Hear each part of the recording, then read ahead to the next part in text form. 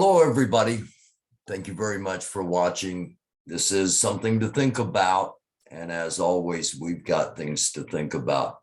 It is the first day of July. This will be broadcast, if everything goes as planned, at 8 p.m. tonight. So it's Friday. It's the first day of July. It is July 4th weekend. And I want everybody to enjoy it. But as we always say, keep your head on a swivel no matter where you're at. There are going to be things go down this weekend. I'm sorry. I wish I didn't have to say that. But it would be untrue to not say that. And we begin with sad news. This happened in Akron, Ohio. Jalen Walker is the young man's name. Jalen Walker was an innocent 25-year-old black man who was racially profiled. He was executed. He was shot 60 times by white Akron police officers over a traffic stop. 90 different rounds were shot at this young man. 60 of them actually hit him. Video of the execution of Jalen Walker is going to be released on Sunday. Prepare yourself, it's going to be bad. Akron is already shutting the city down. And there's going to be righteous indignation, justifiable rage coming from the Black community this weekend, and especially Sunday when these different footages are released. Officials in Akron, Ohio announced its 4th of July celebration was canceled in response to a fatal shooting that has rocked the city this week. Akron Mayor Dan Horrigan denounced this week's fatal shooting, said the holiday weekend was not the time to let's go ahead and just check in with the rest of this post so everybody has all of the information. It's not the time. Well, I should have realized that was Washington Post, and we couldn't see the whole thing. So anyway, going to be a lot on this, especially in Black media. You're probably not going to see a lot of this in mainstream media until after the fact. After the demonstrations, after whatever happens, then the mainstream media will let you know this. But you know ahead of time why. You know ahead of time why something may happen. And this could potentially kick off all across the country if it is as bad as it's anticipated. Okay, so one other thing we need to talk about coming this weekend, because it's already started. There are thousands of angry white people heading towards Washington, D.C. this weekend. Convoy time, Kansas to D.C. Let's just go down through here. OC the Great's already got the story. Police fired 90 bullets at him. This is Santa. And Santa is a proud boy, and Santa is the leader of the 1776 Restoration Movement. And they have plans for this coming weekend. Broken down again, Convoy Day 2, somebody else heading towards DC.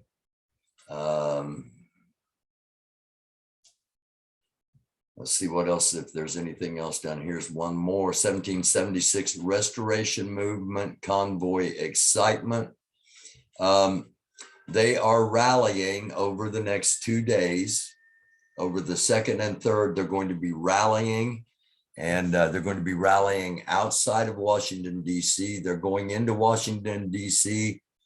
either on the 3rd or the 4th is the intel that I've been getting. And you'll notice as we've gone down through here, no QAnon. The QAnon crowd has gone quiet. So there's something in the works. We need to keep focused on Washington, D.C. this weekend, and we need to keep focused on travel because people are traveling. Angry people are traveling this weekend towards Washington, D.C. So just it's as everything, it's something to think about. And again, we need to keep our eyes on what may happen in Washington, D.C. Saturday, Sunday, and Monday, as today is their primary travel day. A lot of them took off yesterday on Thursday, and this could be the tipping point weekend. Certainly hope not. Certainly hope it is a joyous and happy weekend for everyone, and do that. Make it a joyous and happy weekend for you and for your loved ones, but make it a safe one as well. And last night in the last episode, we talked a little bit about AI, artificial intelligence. We talked a little bit about what was going on with UFOs, and we will have a link to that at the end of this video. But I just wanted to show you real quick before we get into the secret weapons stuff, what's going on in the robot world.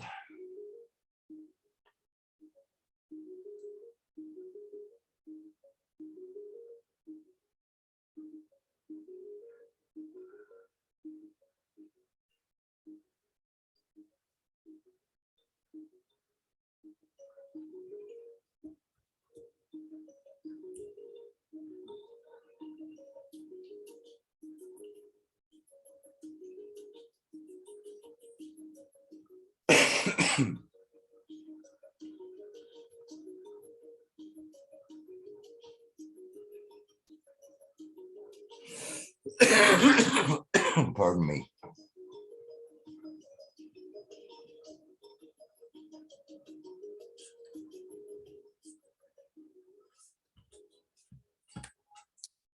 So that's what's happening. Robots are possibly more advanced than some of us might have wanted to consider. So let's get to it. Secret super weapons that drive disarmament negotiations. We talked about this at the end of the episode last night, and I said we're going to be featuring this in the next episode, and we are. We're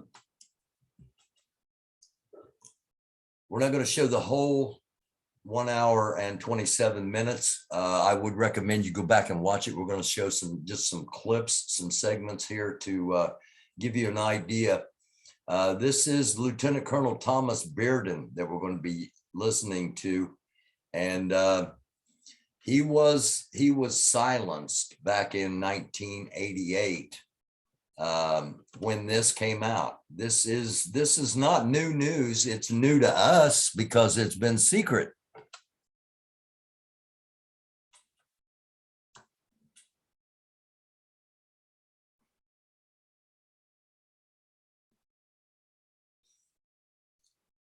This just gives you an idea of some of the things that, and again, this was in 1988, Manhattan, New York. This was before the World Trade Center attack, the first attack. Remember, the World Trade Center was attacked, and then a decade later, it was brought down, okay? Sometimes we forget these. Sometimes we forget the timelines that we're operating within. And hello, here we go. I'm Tom Bearden, Association of Distinguished American Scientists, United States of America. I'd like to talk to you about some unknown Soviet superweapons. Weapons the Soviets have secretly developed, deployed, and tested around the world. Weapons. Now keep in mind, this is 1988 when he was giving this. And as he talks about some of these things, it sure seems like it could be what could be behind some of the things happening now in our time. That have escaped the recognition of Western scientists, intelligence agencies. And don't get scared, don't get turned off if you don't understand the science part of it, okay? So because powerful that, as Nikita Khrushchev stated in 1960, they could wipe out all life on Earth if unrestrictedly used. The weapons I am referring to use electrogravitation and a heretofore unknown type of electromagnetic wave, the time reversed or phase conjugate wave. These strange weapons also are based on electrogravitation. They change electromagnetic force and energy into gravitational force and energy, and vice versa.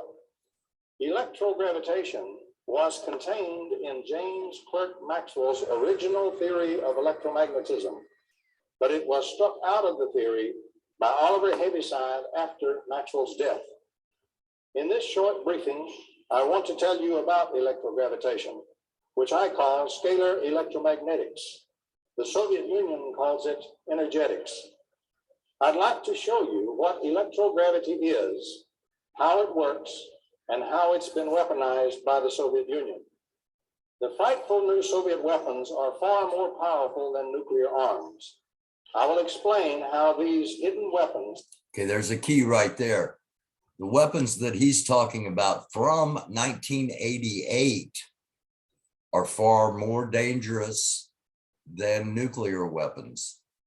Something to think about. Because the Soviet Union, Russia, they didn't just disregard all of this. They've been developing all of these things that you're hearing about from 1988, from 1960. They've been developing all of these things that we're about to hear about. Have been a Trojan horse, secretly driving the disarmament negotiations between the US and the Soviet Union. I will also explain the trap being set in the present nuclear disarmament proposals and agreements that have so electrified the world. The nations of the world are tired of protracted Cold War and the unending series of small wars and deaths. That was in 1988. Imagine how tired we are now.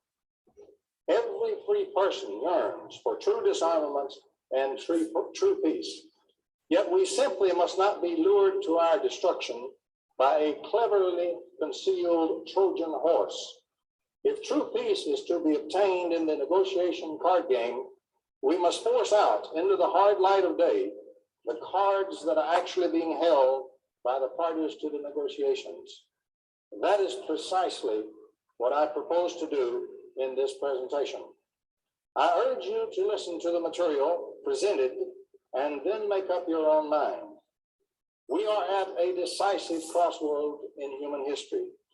If we carefully take the correct road, there is still hope for the survival of the peoples of the earth. If we thoughtlessly take the wrong road, then the past two great world wars were child's play compared to the destruction that will inevitably come.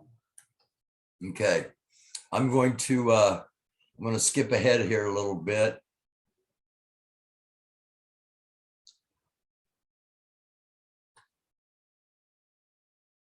And again, I advise everybody to go back and watch the whole thing in its entirety. Back to back in the development, stockpiling, and deployment of. You might not know that. Of course, we would get a commercial here. Hang on. Get back to it here now that the commercial's done. Wave weapon systems.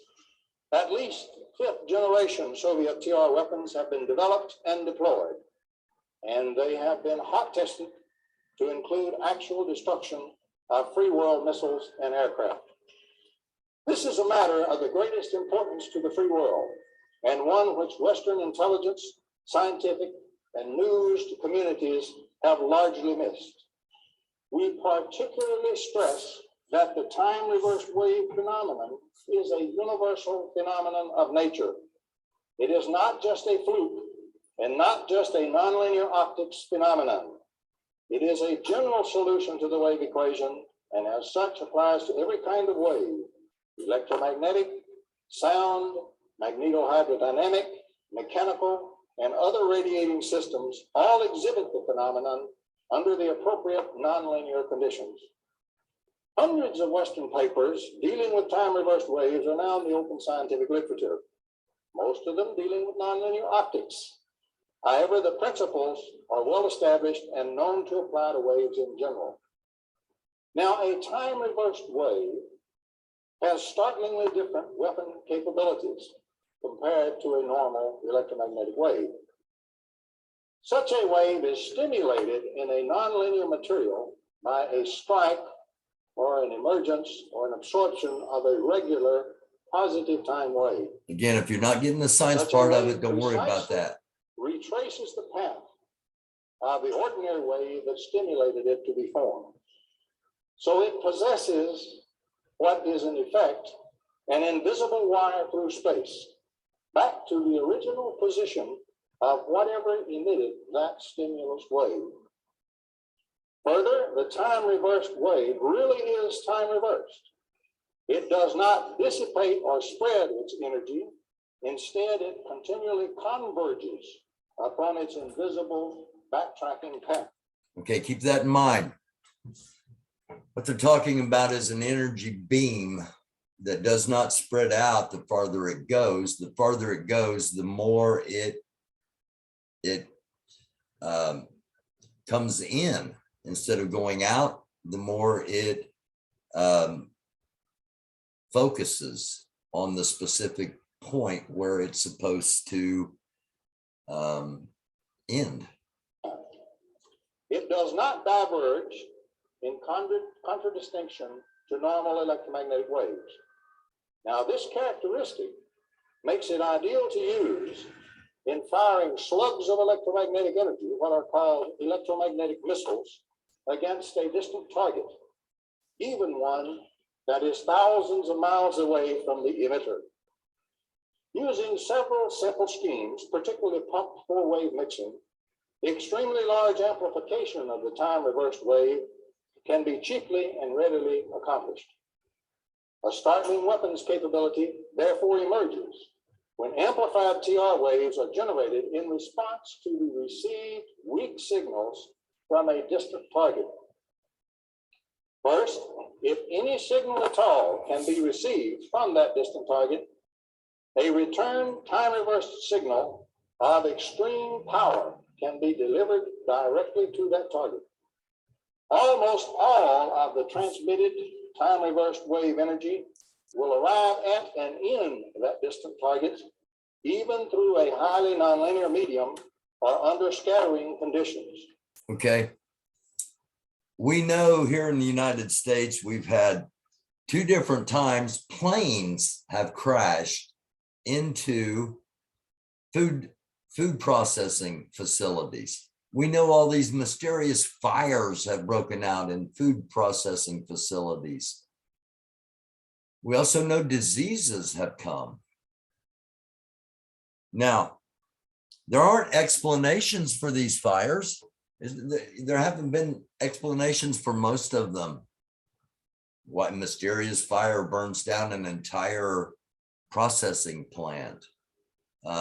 Sounds like what they were developing back in 1960 through 1988. Sounds like they might have deployed some of these things, possibly. Hardly any of the energy will be lost en route. If the target is fast moving, a lead correction signal can... Okay, here's a plane. They know they can take planes down. They experimented on these before what we're hearing now, before 1988.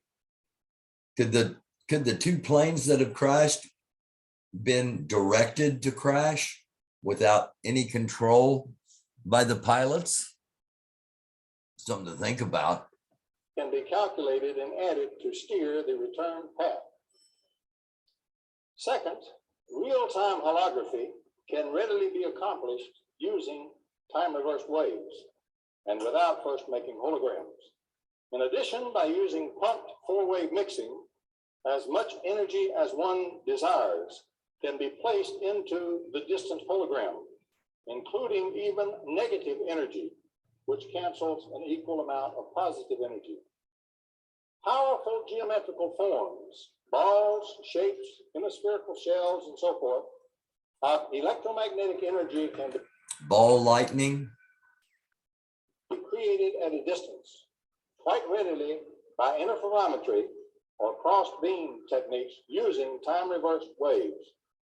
Since the TR wave carriers do not disperse with distance, these interference energy forms can be assembled by crossing TR wave beams at great distances, even at thousands of miles. In theory, the energy appearing in such a distantly created energy form is limited only by the amount one cares to put in at the amplified transmitting end, and by the state of the art of the technology in developing the mirror. Thus, the radar itself becomes now a powerful all-around weapon. Okay, any radar station now, and this was 1988, any radar station could have been converted into one of these beam transmitters. Any radar. With a TR wave adjunct, once the radar receives a weak return signal from a target, an extremely powerful time-reversed wave pulse can be generated, and all the energy in that pulse can be unerringly returned to the distant target from which the return was received. So they shoot out of this radar this energy beam, and this beam doesn't, it's not like normal, it doesn't lose power the farther it goes. It increases power the farther it goes because it's a reverse. Remember, it increases power the farther it goes, and it's its most powerful when it is on its target. Okay. Oh, Jake, you have a question? Great. We'll get through this.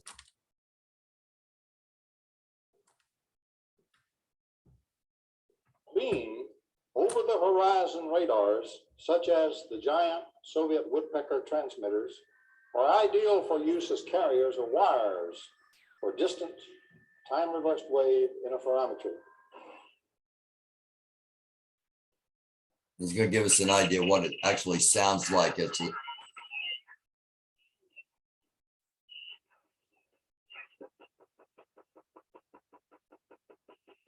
there you can hear the wave transmitting.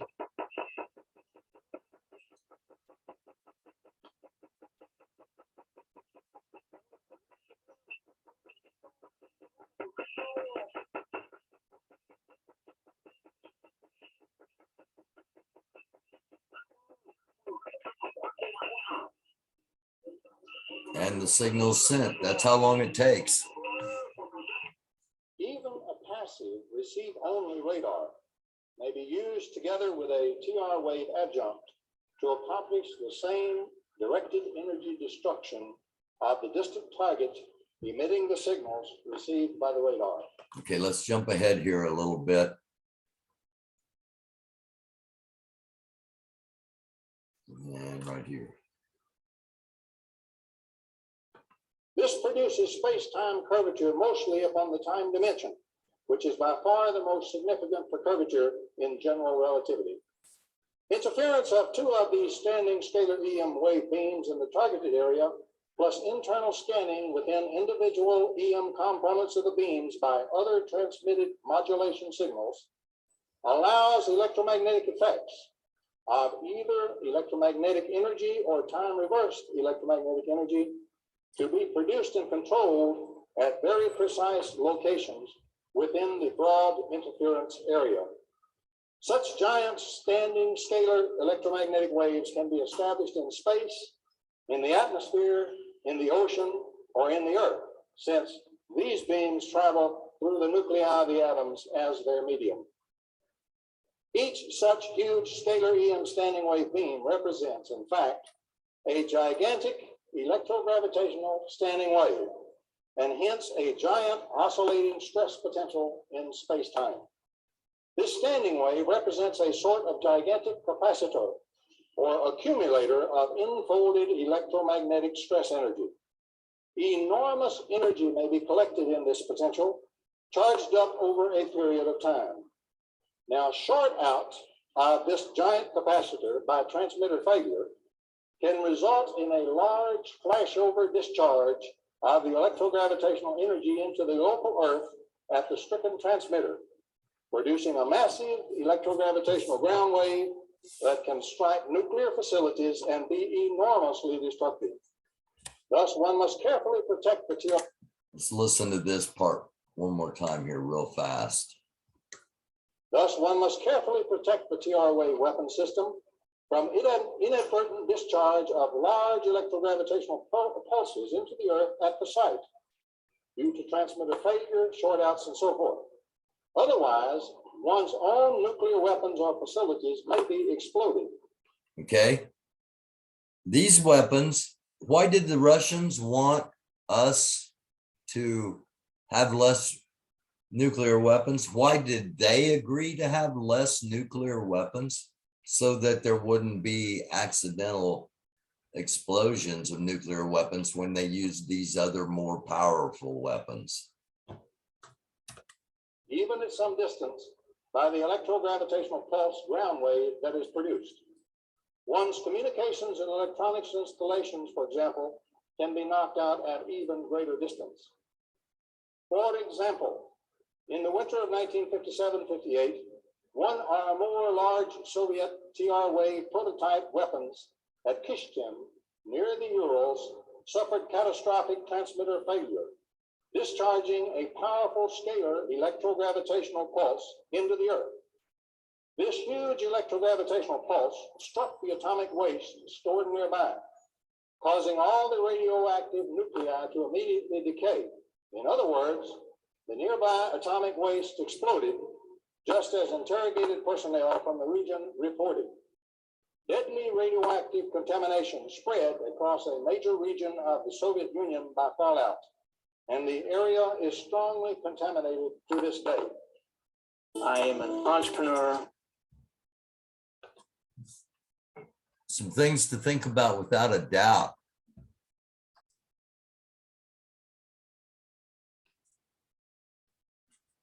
Accident. The Soviets developed much more elaborate safety circuits and devices and implemented them into their time-reversed wave weapons. Now you may be asking yourself, well, why didn't we hear about all this? Well, it was the Soviet Union. They were behind the Iron Curtain, and we didn't hear anything that happened over there. The government did, the spies did, but we didn't have what we have now with the internet. We didn't have open source intelligence gathering people like myself and so many thousands of others that bring this stuff to the public. Even so, in April 1986, the explosive eruption of a reactor at Chernobyl was almost certainly caused by an accidental catastrophic failure of a large time-reversed wave woodpecker transmitter about 30 kilometers away. That's what happened at Chernobyl.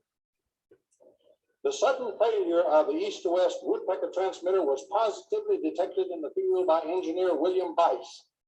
All safety circuits at the site would have been instantly activated, desperately and slowly draining off the huge standing wave potential built up by that weapon. Speaking of which, Russia is planning on turning off the power to the Zaporizhzhia nuclear facility in Ukraine in order to search for weapons.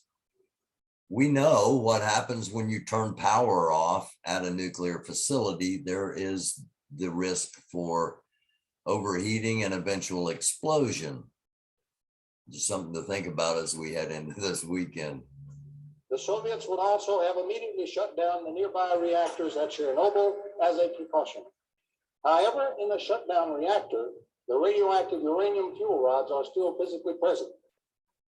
Some hours later, the transmitter safety devices finally failed, and a much smaller, though still significant, remnant electrogravitational pulse was discharged into the Earth, spreading out in a ground wave. The first radioactive material it encountered was the fuel rods in one of the hapless, shut-down Chernobyl reactors. The fuel rods received the electrogravitational pulse and violently erupted in a burst of radioactivity, rupturing the plant.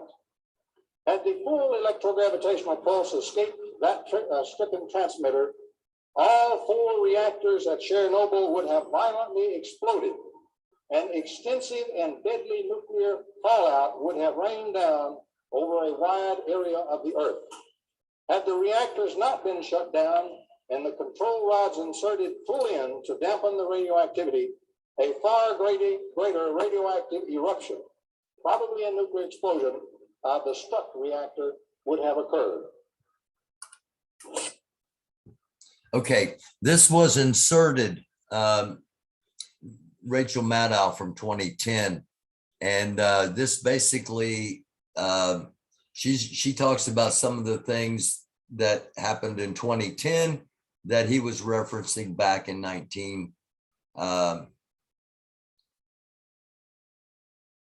we go. We're just going to go here because you probably don't remember this or may not have even heard about it in 2010. Just 12 hours after that, the giant 8.8 impact, aka. Okay, the biggest earthquake we've had in a while was in Chile in 2010. And this is from 12 April 2010. Save the world from nuclear disaster. Sounds melodramatic, right? It's actually not an exaggeration. In the days before that earthquake hit, a team of US officials were in Chile on a mission to secure 40 pounds of radioactive, highly enriched uranium. They were to obtain it, secure it, and transfer it safely to the United States, all in secret.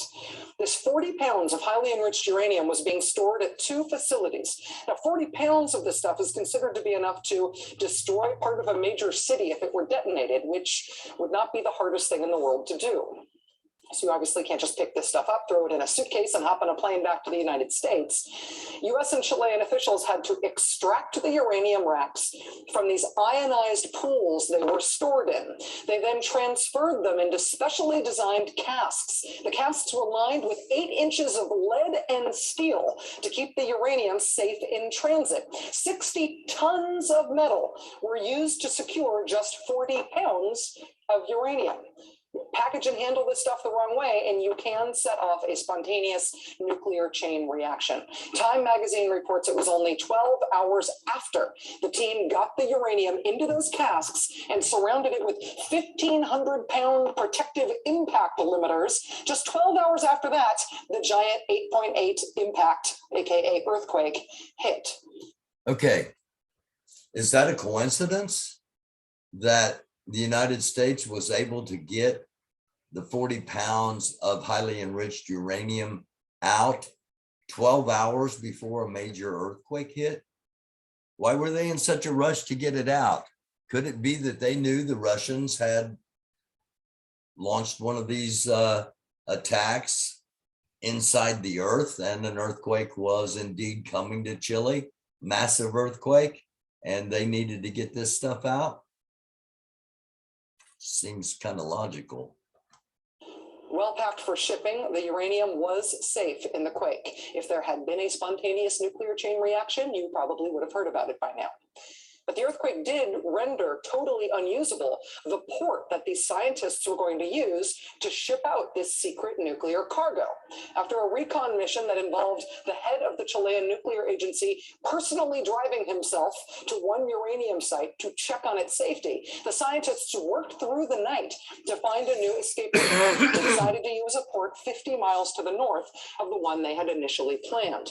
Cue a dark of night convoy to the new port through an earthquake-ravaged countryside with no electricity and a desperate attempt to get this uranium out of the country safely. Again, all while keeping it secret.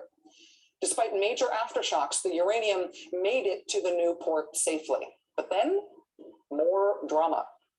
One of the cranes that was being used, look at this, one of the cranes being used to hoist this unstable, highly radioactive material onto the American ship malfunctioned, sent the container swinging, out of control just yards above the deck. Pardon me. Ultimately, they regained control, and the uranium was loaded onto two specially outfitted double-hulled American ships. A crane in Jordan 2 days ago mysteriously malfunctioned and dropped a whole bunch of poisonous gas. Could these be targeted interruptions by electromagnetic pulse and not just a coincidental malfunction? They put it on two ships so they would have split the material, so neither of the ships would be carrying enough highly enriched uranium to make a bomb. The ships then embarked on a 2.5-week Coast Guard escorted journey to the United States, including an ulcer-inducing trip through the Panama Canal. Their ultimate destination, South Carolina, where the uranium is painstakingly converted to safer non-weapons grade fuel. With the moratorium ending on telling the story of Chile's uranium in the earthquake, today in Washington, leaders of 47 countries gathered for the biggest summit in the United States in more than 6 decades. It's a 2-day gathering aimed at addressing the issue of global nuclear security. And right at the beginning of day 1 of this summit, some results to be announced. Today, Ukraine announced a landmark decision to get rid of all of its stockpile of highly enriched uranium by the time of the next nuclear security summit in 2012. Ukraine will eliminate its entire stockpile of highly enriched uranium. After Press Secretary Robert Gibbs made that announcement, President Obama and the Ukrainian President Viktor Yanukovych released a joint statement, which reads, quote, President Yanukovych announced Ukraine's decision to get rid of all of its stocks of highly enriched uranium, while the United States will provide necessary technical and financial assistance to support this effort. Sound familiar? The United States will provide technical and financial assistance to support this effort. Hopefully this time, minus the earthquakes. This part's very In interesting. 1960, a prototype TR-wave radar weapon was used to down Gary Powers' high-flying U-2 aircraft over the Soviet Union. Powers reported a flash as if from an explosion near him, but the flash persisted. This is almost certainly the signature of a TR-wave weapon. In April 1963, the first large strategic Soviet TR-wave weapons became operational on site. These weapons were used to electromagnetically deaden the electrical controls of the USS Thresher atomic submarine on April the 10th, 1963, and they were also used to produce a huge underwater electromagnetic blast 100 miles north of Puerto Rico on April the 11th, 1963. Since scalar electromagnetics travels directly through the nuclei of materials, the ocean is transparent to scalar EM beams. Soviet Admiral Gorshkov publicly stated on at least one occasion that we have made the oceans of the world transparent. Since the 1960s, the Soviets have possessed a 100% effective defense against US and European strategic bombers and missiles, just as they stated in the 1968 Soviet book, Military Strategy. The early systems deployed in the Soviet Union were mid-course and terminal phase systems. The Soviets also relied upon additional TR-wave weapon systems deployed as adjuncts to radar systems aboard research ships and trawlers to be able to attack US missiles and bombers in their launch and early mid-course phase. Huge light phenomena from the extensive testing of these ship-mounted scalar EM Soviet weapons have been observed at sea for decades. Hundreds of incidents of Soviet tests of these TR-wave weapon systems have been observed around the world and reported in the open literature as puzzling or anomalous light phenomena. These Soviet defensive TR-wave weapon systems also easily accomplish, as we said, nuclear weapon kill. Further, by their nature, they have long provided an antidote to counter the stealth aircraft technology. The thousands of deployed older Soviet radars using TR-wave adjuncts become totally new weapons, having startling and unsuspected capabilities against missiles and aircraft. For that reason, the Soviets happily continue to operate and maintain A number of these older systems that, by Western radar standards, are seemingly obsolete. By adding a TR wave adjunct, however, each of these radars immediately becomes a microwave-directed energy weapon of formidable power. In the 1960s, to turn our attention to other matters, the Soviet scientist Blail Kazanashev and his researchers accomplished enormous experimentation and proved that cellular death and disease of any type whatsoever could be transmitted and induced electromagnetically. Okay, this is important. You're still with me, and I hope you are. This is the time where you want to share this with everyone. Deployed older Soviet radars using TR wave adjuncts become totally new weapons, having startling and unsuspected. This is the capabilities woodpecker. against This missiles is the giant radar system that we think is obsolete, but has actually been weaponized. Older systems that, by Western radar standards, are seemingly obsolete. By adding a TR wave adjunct, however, each of these radars immediately becomes a microwave-directed energy weapon of formidable power. Okay, this is the part. 41 minutes, 27 seconds in. If you don't share any other part of this, this is the part of this video to share. Electronic biological warfare. Okay, it's not electronic biological warfare. It is electronics creating biological warfare. And it's been done. In the 1960s, to turn our attention to other matters, the Soviet scientist Blail Kazanashev and his researchers accomplished enormous experimentation and proved that cellular death and disease of any type whatsoever could be transmitted and induced electromagnetically. Cellular disease can be transmitted and induced electrically. It follows that this team would have gone on secretly to phase conjugate or time reverse the death photon signals to show that any cellular death or disease can be reversed or cured electromagnetically as well. And thus, they can be cured. We could cure diseases electromagnetically, and we're not. Something to think about. The latter work would have been done under the auspices and tight control of the Soviet KGB, since all phase conjugation or time reverse weapons are under that agency for development, deployment, and employment. Now, obviously, the electromagnetic antidote work of Kazanashev was not published because it provided The little dings you're hearing is because this was recorded back in April, and the site it was recorded on is a earthquake monitoring site, which you see over here. And all of these lines, all of these circles, these are earthquakes ongoing around the world. And each time you hear the dings, it will tell you the magnitude of the earthquake. If you hear 3 dings, then a 3-point-something earthquake went off. If you hear 4 dings, it was a 4-point-something earthquake. So just throughout the portion of this video that we've watched, we've heard several times earthquakes happening around the world. a powerful counter-biological warfare capability of great strategic importance to the Soviet Union. Thus, in the late 1960s, the Soviet Union became the only nation on Earth to achieve the capability of rapidly developing, within 1 or 2 hours, an electromagnetic antidote for any lethal new biological warfare viruses or bacteria of any kind whatsoever. The Soviets also developed the capability for mass treatment in this fashion of both the civil population and its military forces personnel.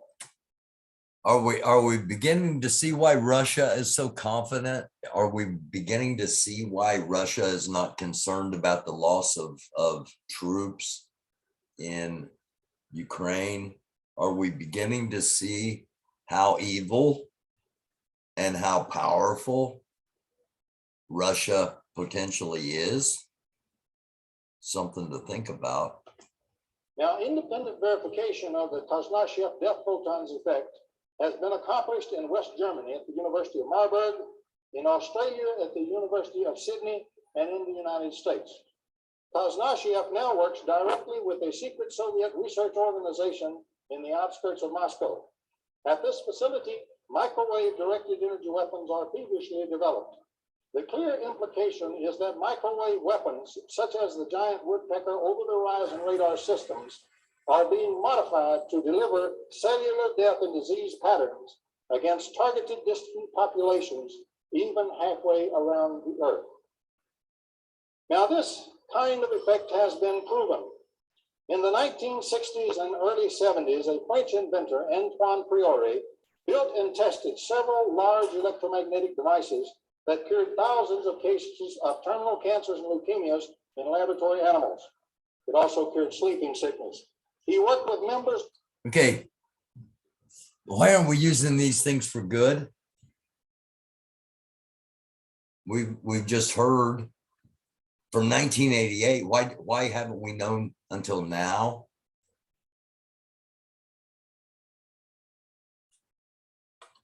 Of the prestigious French Academy of Sciences.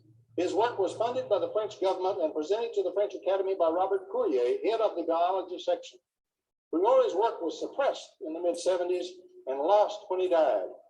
Priori used a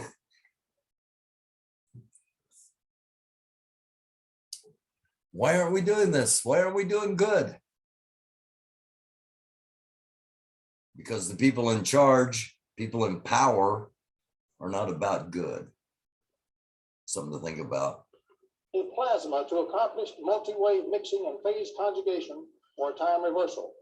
His time reversed curative signals used a powerful ripple. This guy cured cancer. He cured leukemia. Why are we getting vaccinated for a virus if all of it could be eliminated electromagnetically? Is the virus actually spread electromagnetically? Is that how all this happened? If Russia's got it, China's probably got it too. Something to think about.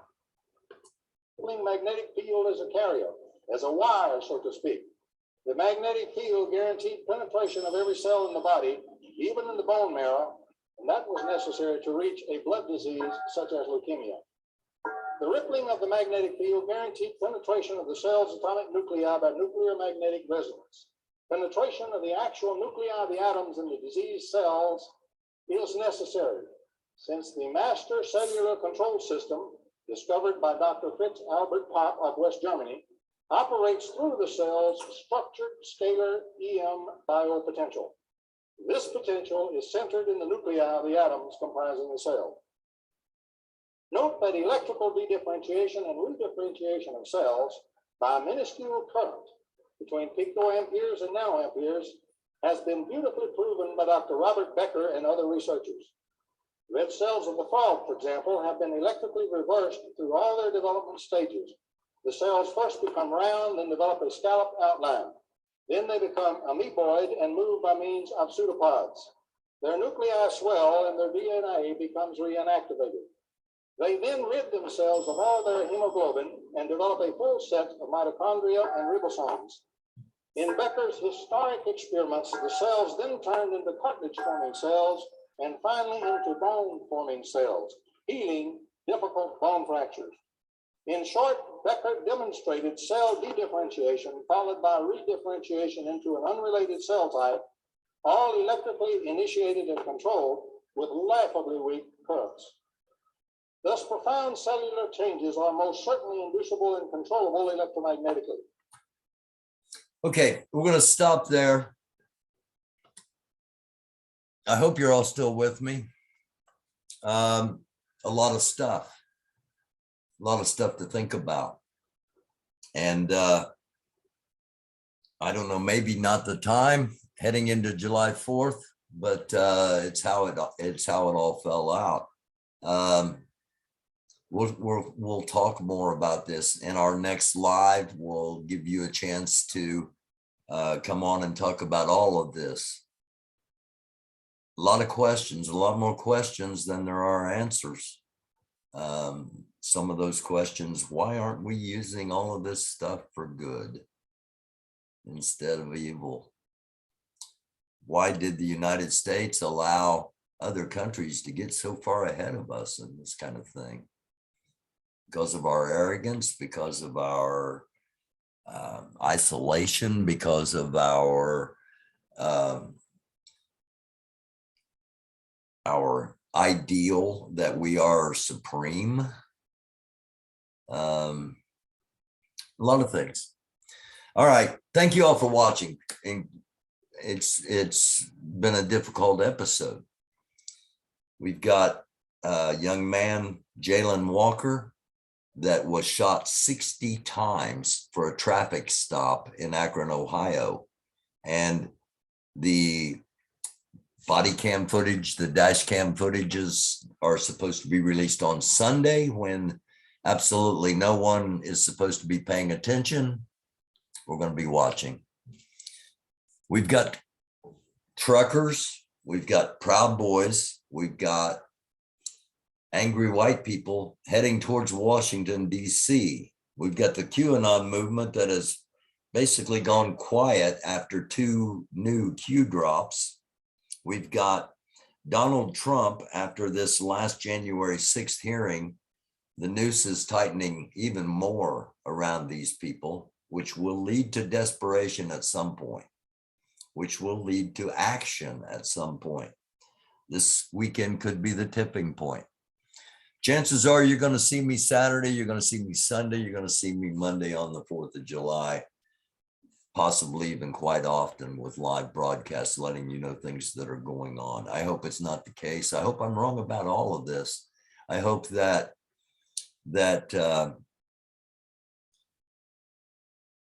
there's a peaceful 4th of July weekend in store for all of you watching this. And if you're watching, and if you're going to be shooting off your own fireworks, don't hold anything in your hand. Don't even hold a Roman candle in your hand, because those things can explode. And I've done it. I'll be honest with you, I've done it a lot of times. We used to have Roman candles. Never mind. It's another episode. Be careful lighting your own fireworks. Use caution. Don't be drunk. Don't be high. Don't be anything other than absolutely 100% safe in what you do, because you're letting off explosions.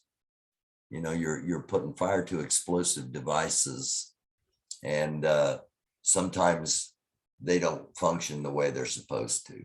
Okay. Just something to think about. Thanks for watching. We will be back.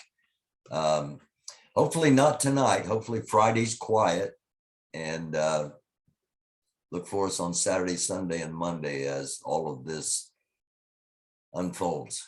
Thank you for watching. Namaste. Assalamu alaikum. Shalom. Salam.